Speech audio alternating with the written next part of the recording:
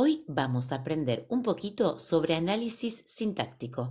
Te preguntarás qué es el análisis sintáctico. Es simplemente lo que conocemos como análisis de oraciones. Vamos a observar cómo todas las palabras cumplen una función importante en la oración. Vamos a empezar a ver de qué se trata esto. Comencemos con la primera oración. Esta oración pertenece al cuento La abeja haragana. Las abejas trabajadoras retaron a la haragana. Lo primero que vamos a hacer es buscar el verbo. En este caso el verbo es retaron, está en tiempo pasado. Una vez que hallé el verbo, le voy a preguntar, ¿quién es quien realiza la acción? Es decir, ¿quiénes retaron a la haragana?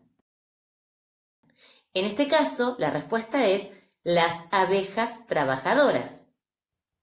Al analizar oraciones, quien realiza la acción se lo llama sujeto. Entonces, las abejas trabajadoras es el sujeto de la oración. Pero ¿qué pasa con el resto de la oración que queda fuera del sujeto? Fíjate que retaron a la haragana no queda dentro del sujeto. Todo eso que queda por fuera y contiene al verbo se lo llama predicado. ¿Qué significa predicado? Predicado viene de la palabra predicar. Predicar se relaciona con expresar una característica acerca del sujeto. El predicado nos da más información sobre el sujeto, por ejemplo, qué hizo, cómo lo hizo, a quién lo hizo. Entonces tenemos al verbo, que es lo primero que buscamos, sujeto y predicado. Al sujeto y al predicado lo podemos seguir analizando. Tanto el sujeto como el predicado tienen núcleos. ¿Qué es el núcleo? La palabra central, la palabra importante. En el sujeto siempre el núcleo es un sustantivo y es a quién se refiere específicamente el sujeto. En este caso, abejas, es un sustantivo. Entonces, abejas, que es el sustantivo principal del sujeto, lo vamos a llamar núcleo. Por otra parte, en el predicado también encontramos un núcleo, una palabra principal. En este caso es el verbo retaron, por lo cual retaron pasa a ser un núcleo verbal. Decimos entonces que el sujeto tiene siempre un núcleo que es un sustantivo.